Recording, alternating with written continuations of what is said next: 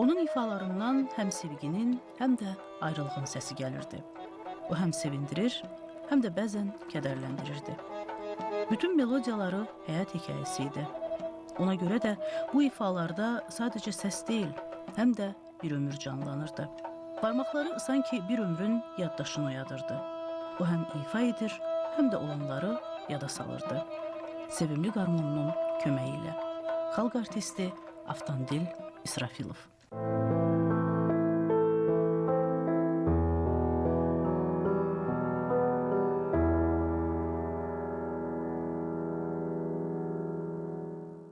Əslində, Azərbaycan qarmonu haqqında yazılı ədəbiyyata ilk dəfə bir romanda rast gəlirik. Əbülhəsənin bir romanında, Dünya Qopur adlı bir romanında nayçalan bir minayə obrazı var.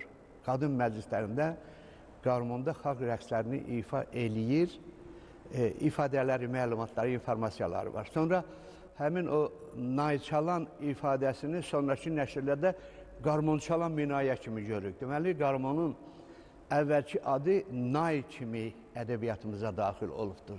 Və Avtandil İsrafilov kimi sənətkarlarımız bu qarmona çox böyük dəyər verdikləri üçün bu Azərbaycan qarmonu digər xalq çalğı alətləri kimi xalq arasında sevilib böyük nüfuz qazanıbdır.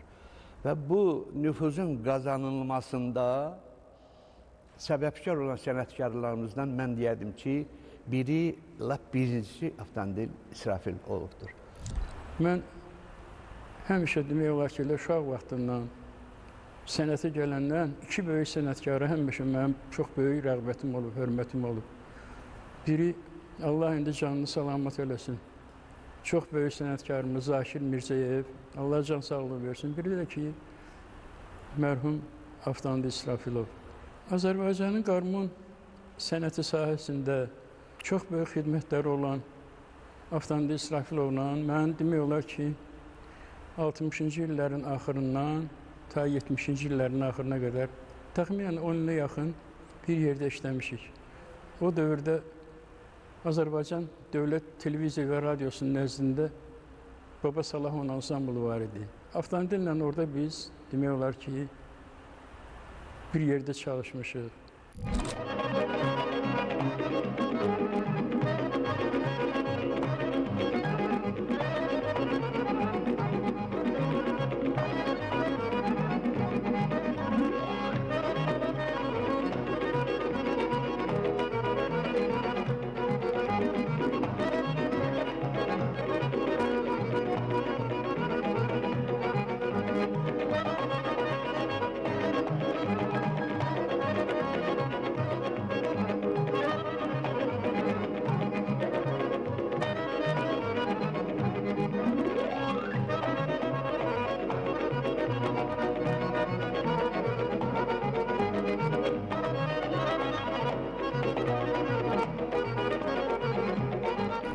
Xalq artisti, böyük ustad, sənətkar, novator, virtuoz qarmon ifaçısı Avtandil İsrafilov haqqında danışmaq mənim üçün çox şərəfli, qürur verici və həm də məsuliyyətlidir.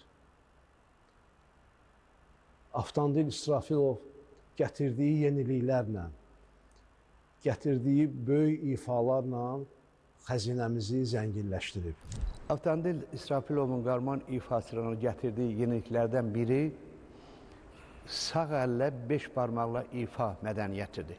Avtandil İsrafilova qədər bütün qarmon ifaçıları sağ əlin 3 barmağından istifadə ediblər ifa zamanı. Birinci barmaq, orta barmaq, yan barmaq və Avtandil İsrafilov əlavə elədiyi çeçələ barmaq, baş barmaq. O 5 barmağın hamısının gücündən istifadə eləməklə o qarmon ifacılıq sənətinə çox böyük yeniliklər gətirdi.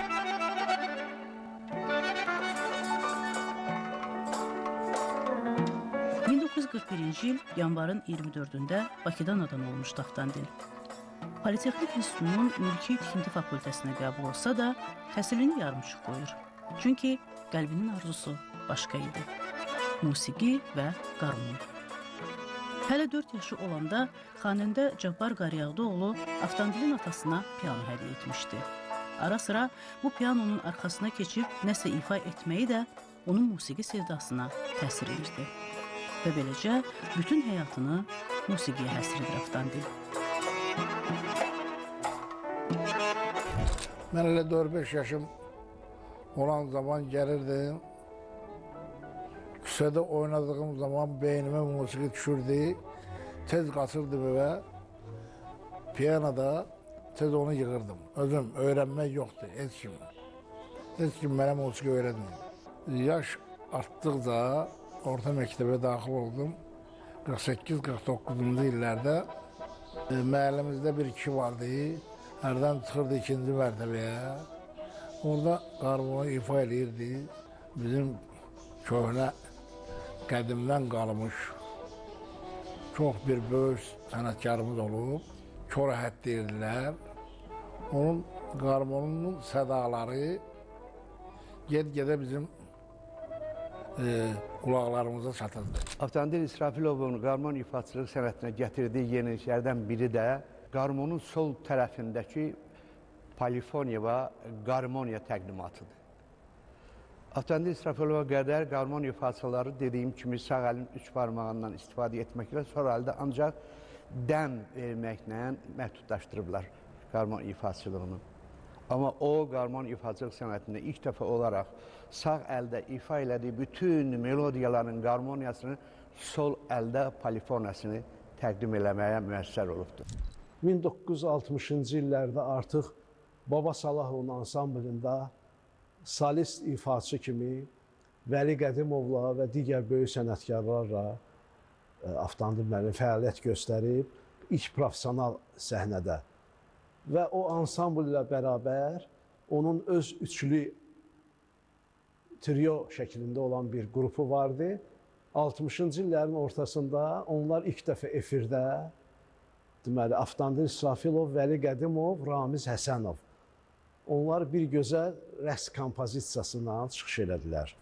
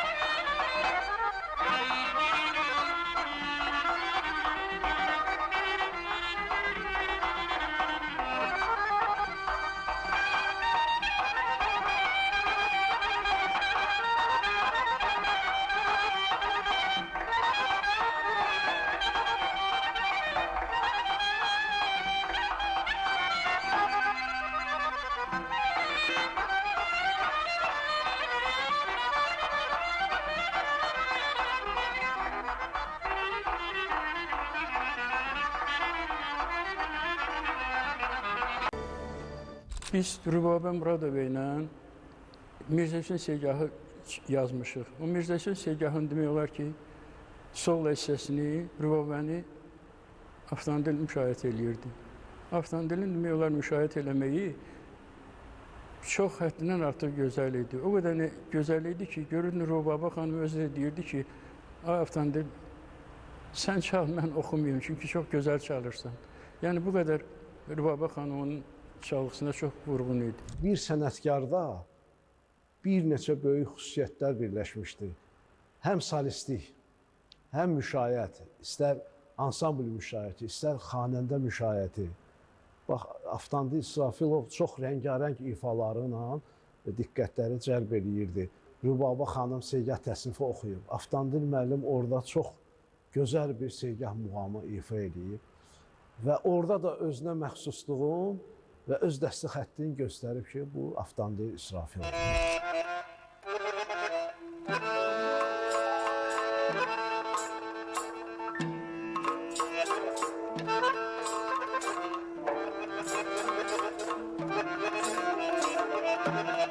Xalq artisti qarmonu hər zaman müqəddəs sayıb.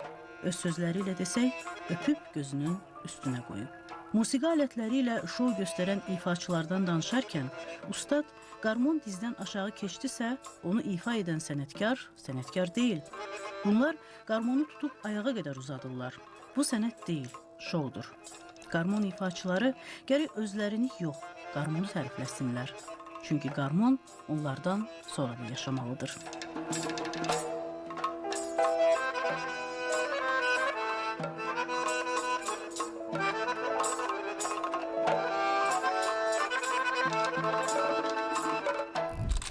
...1959-cu ilin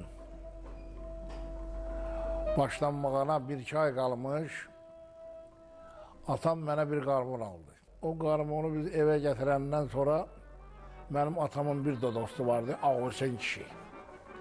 Qarmon ifası idi, çox gözəl insan idi. Evə gəldi, qarmonu götürdü, baxdı, dedi yox. Bu qarmon avtomobilə yaraşmır. Çünki bunun talantı böyüdür. Buna gözəl qarmon almalıyıq. Həmin verdiyimiz pula çox yaxşı bir qarmon alarıq.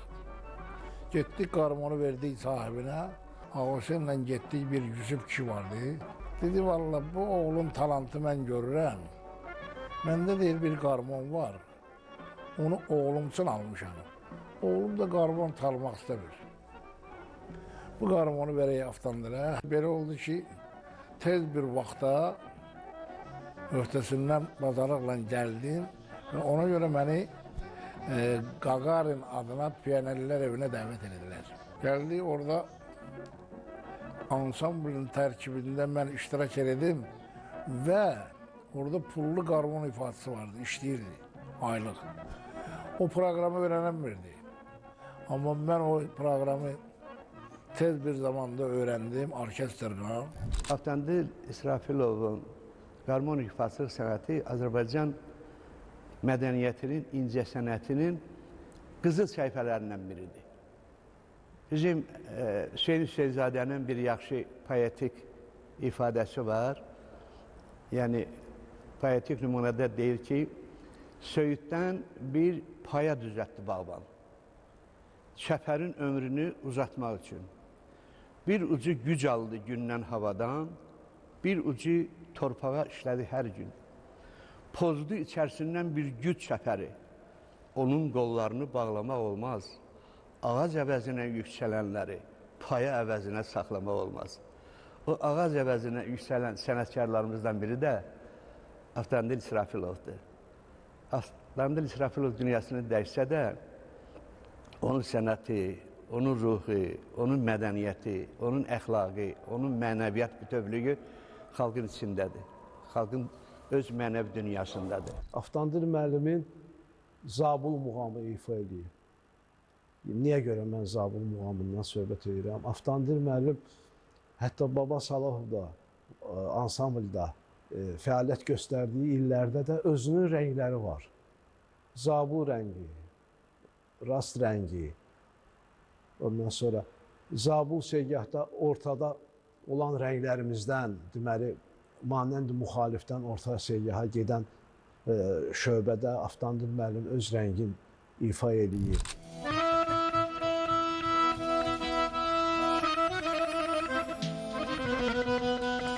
Avtandil İsrafilov sadə və ya sadəcə qarmon ifaçısı deyildi.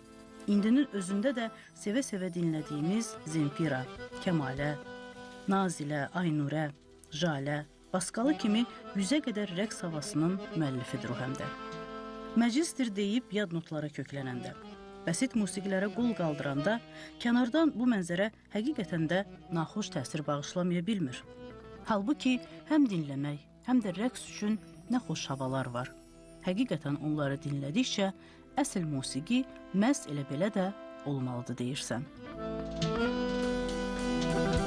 Avtandil İsrafilovun ifaçılıq mədəniyyətinin ikinci tərəfində onun bəstəçiliyi dayanır. Onun bəstələdiyi Nazilə, Kəmalə və digər rəqslər Azərbaycan rəqs sənətinin belə deyək ki, zənginləşməsinə səbəb oldu. Düzdür, Azərbaycan rəqsləri sırası çoxdur.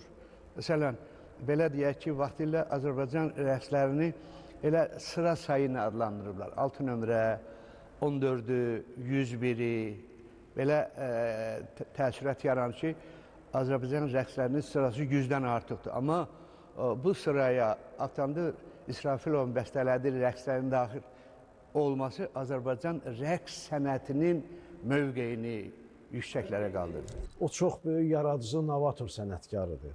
Novatorluğu nədə idi? Onun gözəl rəqslərində Avtandil müəllim çox böyük silsilə rəqslər yaradıb və bugünkü gündə də xalq tərəfindən sevilir. Nazilə rəqsi, Kəmalə, Zemfira, Jalə rəqsi, Bahar rəqsi, Simranı, Dağlılar.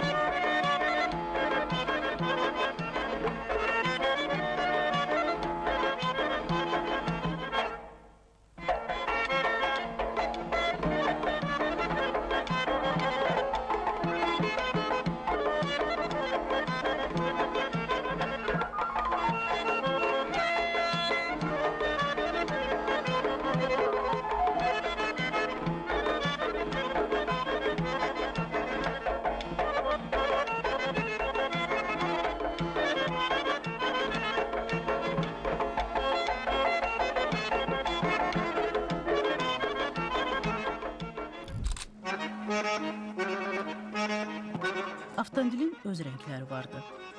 Bəlkə sözlə deyə bilmədiyi, amma barmaqlarının toxunuşu ilə səs rənglərini ifa edirdi o. Peşəkarcasına, böyük bir zövqlə.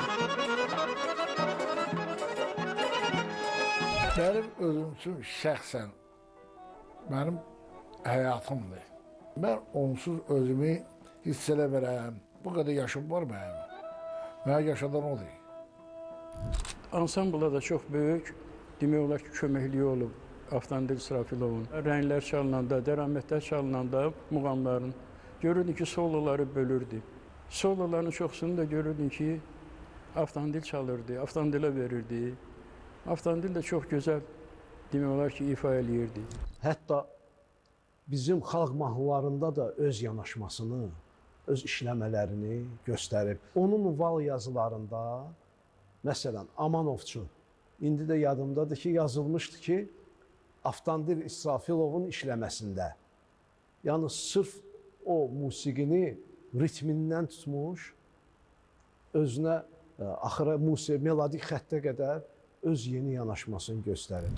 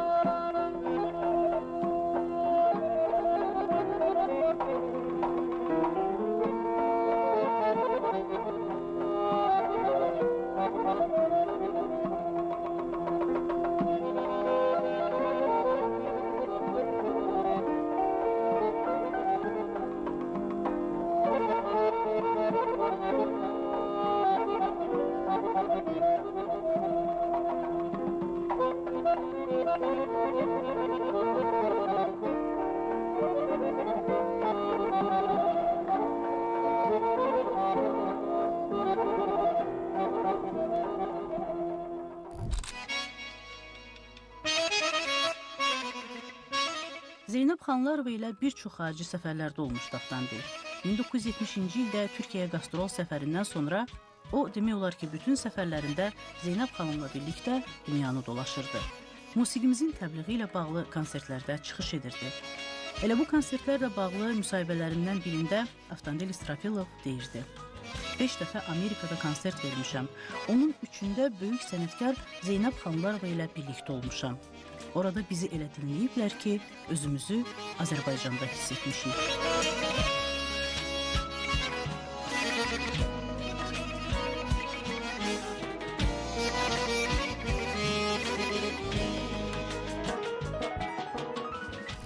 Bizim ulu öndərimiz Heydər Əliyev, bizi Zeynəb xanım, 4 nəfər, Həbib Bayramov, Tələz Bakıxanov, Böyüyağa Muradov, bir də mən, Respublikamızın xalq artisti, SSR-nin xalq artisti Zeynəb Xanlarova bizi bir yerdə Heydər Əliyev göndərdi. 70-ci ildə Türkiyədə. Qatarla gəldik, Qars şəhərinə çatdıq. O qədər insan var idi ki, Zeynəb xanım orada xalqın arasına girəndə iğne atsaydı yerə düşməzdi. Məni də qatarın pəncərəsindən çıxartdılar. Allah hamd olsun. O idmançıları götürürlər belə götürdülər, apardılar. O yeniliklərdən biri də Avtandil İsrafilovun qarmon ifaçılıq sənətini Azərbaycan mühitindən kənara çıxarmağıdır. Eləcə də bütün türk dilli xalqlar Avtandil İsrafilovun bəstələdiyi melodiyalardan çox məmnuniyyətlə istifadə eləməyə başladı. Haralısan sözünün bir cavabı var. Azərbaycanlı bəstəlam. İkinci sual yoxdur. Azərbaycanlı olmağıma mən fəxr edirəm. Azərbaycanı sevirəm, sevdirməyi bacarıram. Çünki bu bizə bizim yaşlılarımızdan qalıb bir şey, vətənimi sevməlisən, sevdirməlisən.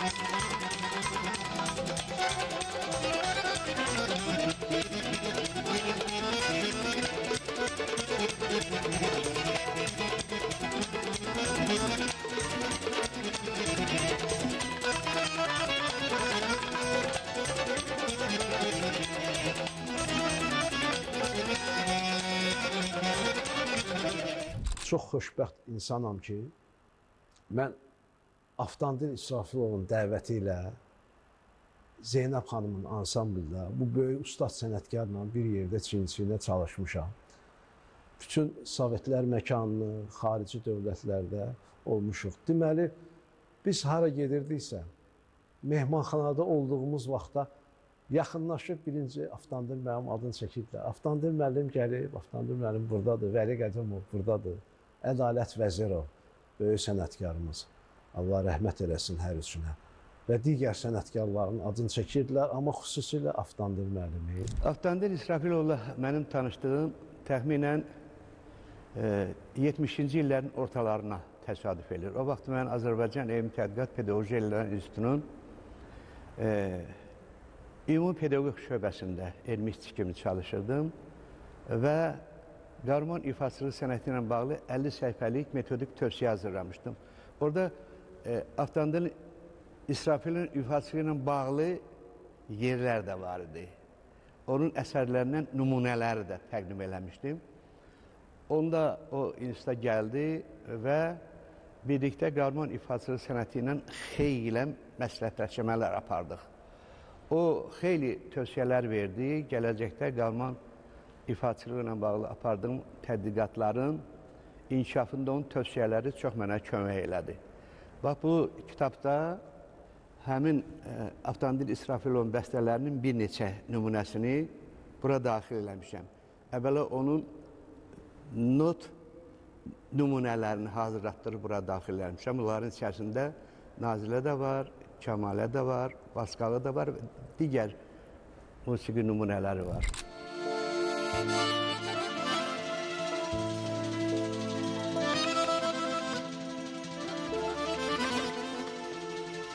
Avtandil sadiq dost, vəfalı insan idi deyir dostları. Zabit Əli, az danışan, amma məqamı gələndə, ona ehtiyac duyulanda hər zaman dağda çatmağı bacaran adam idi.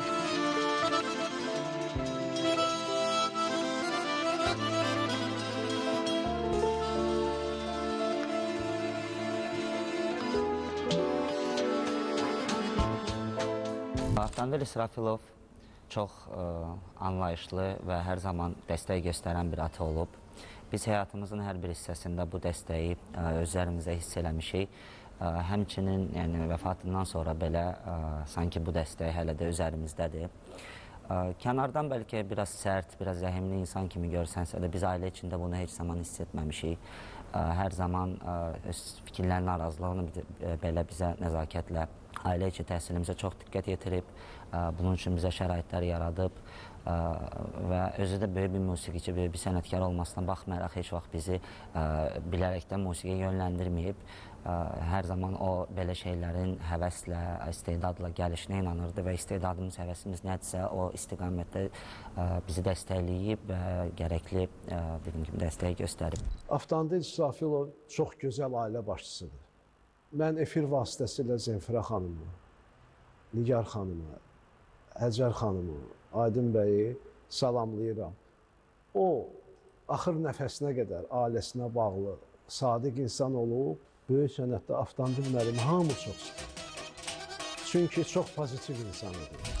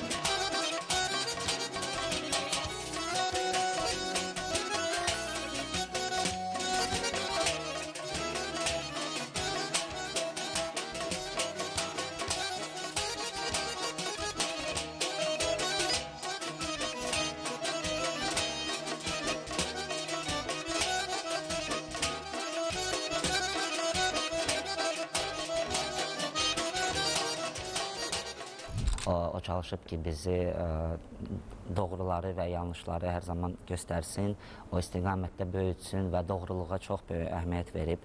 Bizə də bunu aşılayıb. İndi biz hər zaman onun dostlarının ətrafında tanımışıq, görmüşük və vəfatından sonra xüsusilə də o dostlardan aldığımız fikirlər, rəylər bizə onun dostluğa necə əhəmiyyət verdiyini göstərir və biz də çalışmışıq ki, hər zaman bunu həm öz çevrəmizdə, həm digər insanlar çevrəsində buna əhəmiyyət verək, bu dostluqları qoruyaq. Dostlarım da çoxdur. Niyə çoxdur? Mən dostun mənasını bilirəm. Dəmir, od, su, torpaq. Gerək dost sözü elə olsun ki, bunların hamısını bilsin.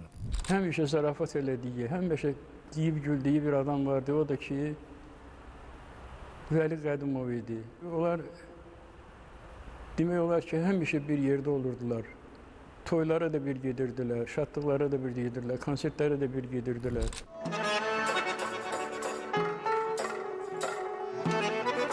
Həyatımız film kimidir. Ya da filmlər həyatımızdır. Və hər filmin, hər həyatın da öz musiqisi var. Bəzən kiçik bir parça kimisə xatırladar, ya da nəysə yada salar. Və elə filmlərimiz də var ki, onlar məhz musiqiləri ilə də yada düşər. Rejissor Rasim Ocağovun Ad günü filmində səslənən, müəllifi olduğu Nazilə rəqsi xüsusi olaraq Avtandil İsrafilovu yada salır və həmçinin də digər bəstələri. Bizim bir Ad günü filmimiz var.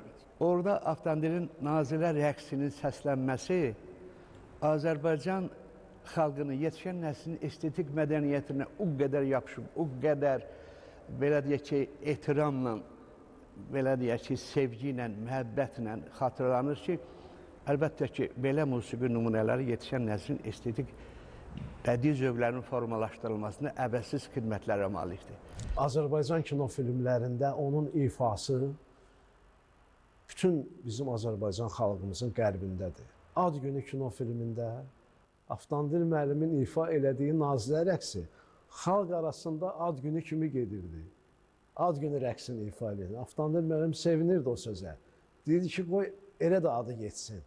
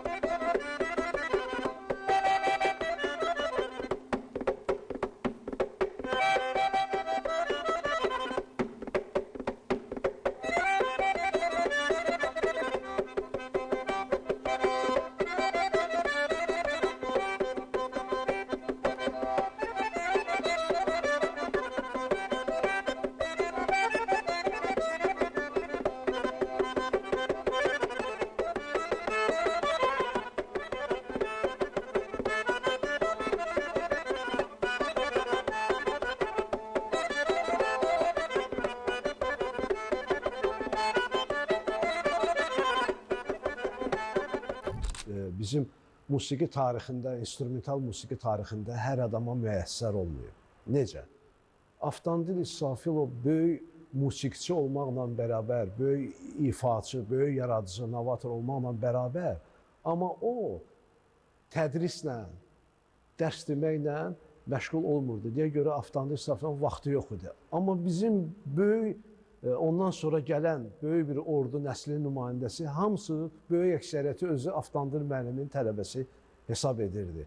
Ya bu sənət tarixində mən bunu Habil Əliyevdə, yəni onun ifasına hamı qulaq asırdı, amma Habil Əliyev heç kimə dərs deməmişdi. O cümlədən Avtandil İsrafilov.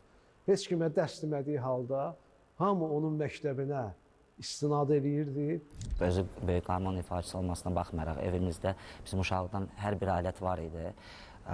Bəlkə bir hansısa qarmon olmayıb digər alətə həvəs olsun. Amma dediyim kimi, yəni heç bir onun tərəfindən biz yönləndirmə bu sayədə hiss etməmişik. Əksinə öz seçdiyimizə, öz seçimlərimizə hər zaman dəstək olub. Bu seçimlər nə olursa olsun onları dəstəkləyib, əlindən gələni eləyib ki, biz öz istədiyimiz, öz doğru bildiyimiz istiqaməti inkişaf elətdirək. Azərbaycanın və Dağıstanın xalq artisti, Azərbaycan Prezidentinin fərdi təqaüdü, şöhrət ordeninə layiq görülmüş Avtandil İsrafilov, sənətkarlığı, ustalığı, dəyərləri, musiqi mədəniyyətimizi həqiqətən də qoruduğuna görə qazanmışdı bu mükafatları. Amma həm də xalqının sevdiyi, arzuladığı sənətkar idi. Və nə gözəl ki, ömrünün sonuna kimi də bu keyfiyyətlərə sadiq qala bildi. Onun qarmonu haqqında əfsanələr gəzirdi ki, bu səs ancaq onun qarmonundan çıxa bilər. Sonra məlum oldu ki, Avtandil müəllimə digər qarmon alətləri təqdim elədilər. Həmin öz alətindən çıxan səsi Avtandil müəllim o səsi çıxartdı. Niyə görə?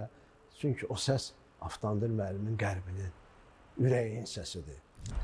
Onun sənəti xalq tərəfindən sevilir. Yəni, bütün demək olar ki, xalq onu çox sevirdi.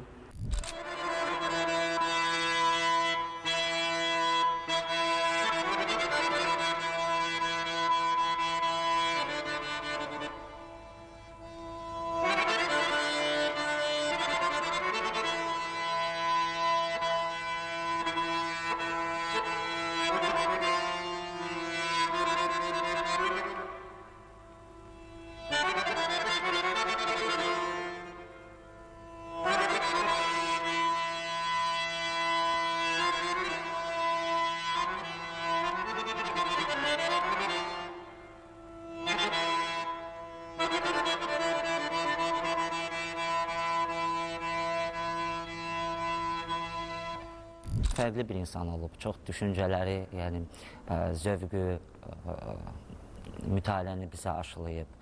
Yəni çox zövqlü insan olub. Sadəcə musiqidə deyil, istər geyimi olsun, istər digər incəsənət sahələrində olsun. Çox zövqlü insan olub və bu zövqü bizə uşaqdan aşılayıb, yollar göstərib, yönləndirib.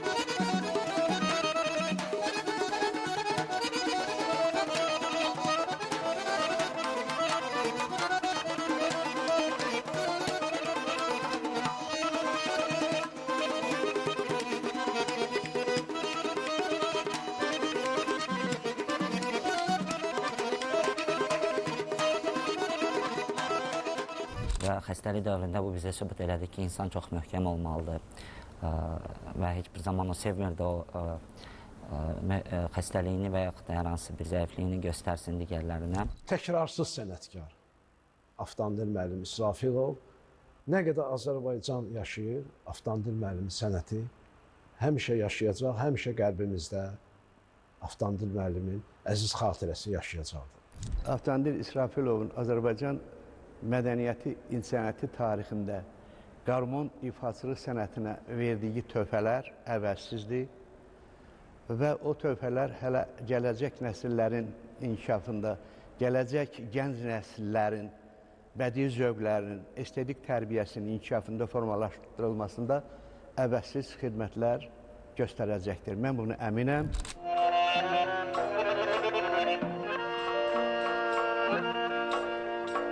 Avtandil İsrafilov 2023-cü ildə 82 yaşında dünyasını dəyişib.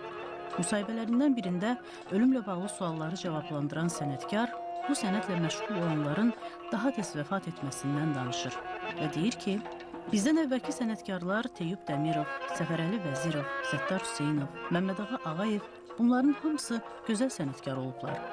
Necə olubsa, onların hamısı da 60 yaşında dünya ilə vidalaşıb. Həmişə fikirləşirəm, görəsən mən də mi bu yaşda öləcəm? Bu suala düz cavabı təbii ki, heç kim verə bilməzdi. Amma bir nəslə dəqiq aydındır ki, gözəl yaşamaq kimi gözəl adla ölmək, gözəl yaşayıb, gözəl də ölməyə bacardı.